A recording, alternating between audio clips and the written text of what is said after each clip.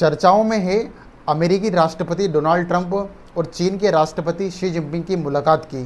Donald Trump इस वक्त China की यात्रा पर है और अमेरिकी राष्ट्रपति और डोनाल्ड ट्रंप की यह मुलाकात बहुत ही खास होने वाली है। आइए इस वीडियो में हम चर्चा करने वाले हैं बायलैटरल मीटिंग की, जिसमें महत्वपूर्ण मुद्दों पर कौन कौन से अहम समझौते इन दोनों देशों के बीच हुए हैं। और पहले ये दोनों देश एक दूसरे के विरोधी थे कट्टर, लेकिन जब बात बिजनेस की आती है, बात जब दोनों देशों के प्रोग्रेस की आती है, बात जब इकोनॉमी की आती है, तो दोनों देश किस तरीके से साथ में आते हैं और अपने देश को आगे बढ़ाने के लिए मीटिंग के लिए रेडी हो जाते हैं। तो हम जानेंगे अमेरिका के डोनाल्ड ट्रंप जो राष्ट्रपति है, उनकी चीन की यात्रा जो है इसके मायने क्या है, आखिर किस पर्पस से जो है ट्रंप जो है विजिट करने को तैयार हुए, जो कि अपने आप को जो है एक वर्ल्ड लीडर कंसिडर करते हैं, खुद को वर्ल्ड लीडर बताते हैं, यानी कि सबसे पावरफुल प्रेसिडेंट के नाम से ट्रंप खुद को पुकारते हैं। ऐसे में क्या सबसे पावरफुल प्रेसिडेंट का चाइना के अंदर खुद विजिट करना, और ऐसे समय में जब अमेरिका के ऊपर जो है स्थिति गंभीर होती हुई नज़र आ रही है,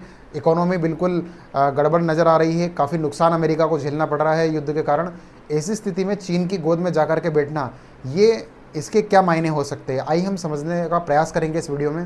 क्यों, welcome back to Hariom inspires India. मेरा नाम है हरिओम राठौर और आज हम चर्चा करने वाले हैं इस बायलैटरल मीटिंग की।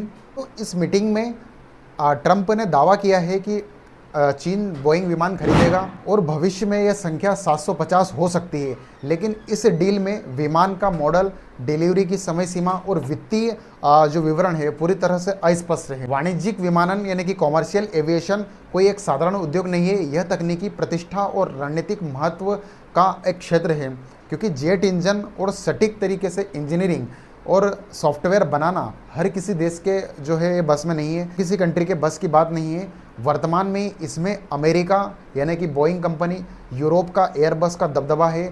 और चीन बोइंग के लिए क्यों ज़रूरी है? चीन दुनिया का सबसे बड़ा लॉन्ग टर्म एविएशन मार्केट बनता जा रहा है। चीन की सबसे बड़ी आबादी मिडिल इनकम और कैटेगरी में आ रही है, जिससे डोमेस्टिक ट्रेवल और कार्गो नेटवर्क तेज़ी से बढ़ता हुआ नज़र आ रहा है।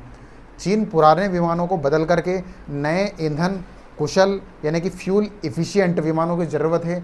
और बोइंग और एयरबस का अनुमान है कि अगले 20 वर्षों में चीन को 9000 नए एयरक्राफ्ट की आवश्यकता होगी। पिछले कुछ वर्षों में चीन के मार्केट में बोइंग की स्थिति बहुत खराब हुई है। अमेरिकी प्रतिबंधों के चलते कहीं ना कहीं चीन ने इस चीज़ से दूरी बना ली, जिसका सीधा फायदा यूरोप एयरबस को कंपनी को मिला। और एयरबस ने चीन के तिंजियान में अपनी असेंबली फैसिलिटीज़ का विस्तार कर वहां पर मजबूत पकड़ बना ली। असली खिलाड़ी चीन की कंपनी कोमेक, चीन की असली रणनीतिक विदेशी कंपनियों एयरबस पर पूरी तरह निर्भर। अब चीन की असली रणनीति विदेशी कंपनियों यानी कि बोइंग एयरबस पर से पूरी निर्भरता को खत्म करने, और ठीक वैसे ही जैसे एप्पल के सामने हुआई और टेस्ला के सामने बायड को खड़ा किया गया। चीन की सरकारी कंपनी कोमेक ने अपनी फ्लैगशिप विमान C919 तैयार किया, जो सीधे बोइंग 737 मैक्स और एयरबस A320 को नियो को टक्कर देगा। आगे बढ़ने से पहले आप सभी से रिक्वेस्ट रहे कि आप अभी तक हमारे चैनल से नहीं जुड़ पाए हैं, यदि आप जियोपॉलिटिक्स में इंटरेस्ट रखते हैं तो प्लीज़ हमारे चैनल को सब्सक्राइब कीजिएगा, जिससे कि हमारी खबरों की नोटिफिकेशंस आप तक समय से पहुंच पाएँ। आइए विश्लेषण करते हैं इस बायलैटरल मीटिंग की। साथियों, इस बायलैटरल मीटिंग से यह तो साफ हो गया कि अमेरिका के दबाव में अब चीन आने वाला नहीं है, या हर बात जो है चीन मानने वाला नहीं है।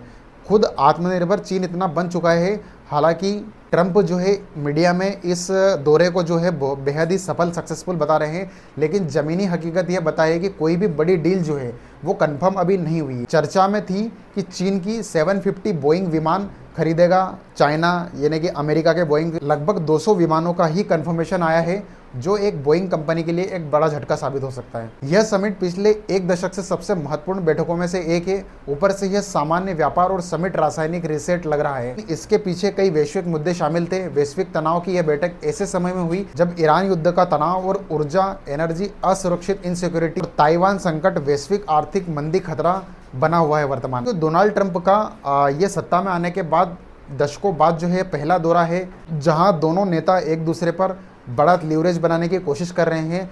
चीन की स्थिति में बदलाव, इस समय यह स्पष्ट हुआ है कि चीन अब कमज़ोर स्थिति में नहीं है।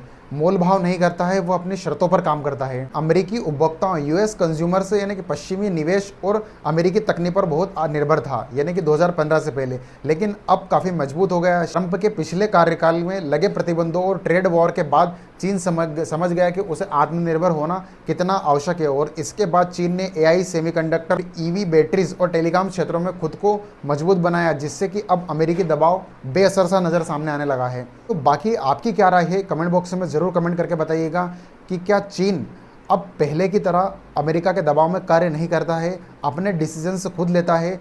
शायद भारत को भी चीन से सीखना होगा और टोटली इंडिया को जो है आत्मनिर्भर बनने की आवश्यकता है, जो कि अदर कंट्रीज़ के ऊपर जो डिपेंडेंसी रहती है, जो अदर कंट्रीज़ हम पर दबाव डालती है किसी भी प्रकार का, तो इन दबावों में आकर के भारत काम ना करे, या आगे आने वाले हमारे जो डिसीजंस है वो इस तरीके से होना चाहिए। भारत की फॉरेन पॉलिसी इस तरीके से होना चाहिए जिस तरीके की फॉरेन पॉलिसी अभी वर्तमान में चीन की है, और चीन काफ़ी प्रोग्रेस कर रहा है। बाकी आपकी क्या राय है, कमेंट बॉक्स में ज़रूर कमेंट करिएगा। Thank you so much.